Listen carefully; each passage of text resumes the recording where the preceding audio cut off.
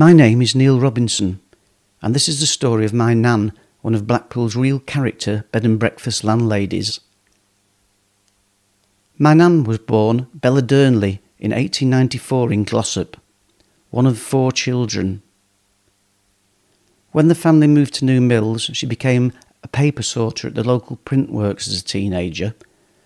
Her father, James, was a clogger and a book repairer. In 1923, Bella married Jack Halstead, an engraver at the print works, and in 1928 along came my mum, Jean Halstead.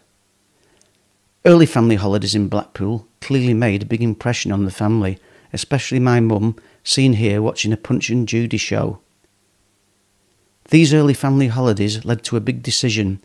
In 1936, Bella and Jean moved over to try a new family business running a bed and breakfast.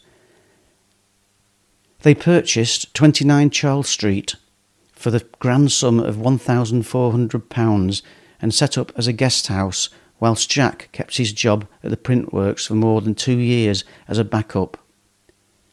Bella's older sister, Alice, moved over to help her run the bed and breakfast. Alice on the right, with her husband, Bella on the left, and their mother in between.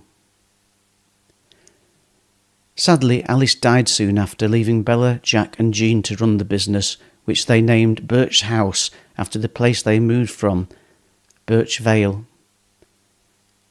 Bella's younger sister, Edith, left her job as a cotton weaver's tenter to buy her own guest house on High Street. Edith's business was in a prime location close to Blackpool North Station. Before long she had established herself amongst a thriving landlady community in one of Blackpool's busiest areas. Here she is at the centre of the street gathering, and here, amongst her busy neighbourhood friends. In the meantime, my nana developed a repeat trade business which had its foundations in the Wakes Weeks holidays, where the inland and industrial towns would visit on the same week each year. Lifelong friendships were established during this period. The same families would come again and again. One family from Wigan came 16 times in 12 years. Guests were encouraged to leave comments and drawings in the guest book, which is now lodged at Blackpool's Local and Family History Centre at the library. Most of the comments referred to how full their bellies were after Bella's hearty meals. Many mentioned the B&B's budgie, who would happily chirp his name as Dinky Halstead and follow it up with Up the Pool.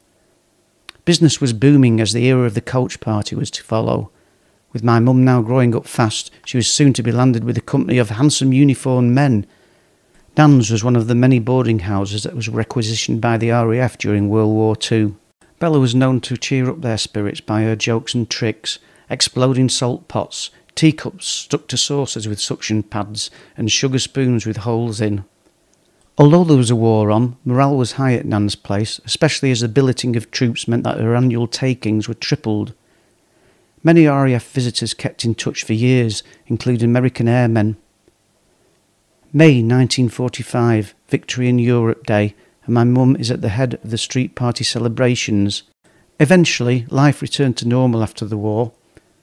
When I considered it safe, I entered the scene, and Nan converted the bed and breakfast into flats. She and Grandad lived on site and were still there to celebrate their golden wedding anniversary. From those early days in Birch Vale, Bella and Edith remained in Blackpool into their old age and remained close sisters with many memories to look back on. From those early first impressions of the town, who'd have thought it would shape the future of our family? I went on to buy the property off my nan and ran it as rented accommodation until I too moved on to a new life in Spain.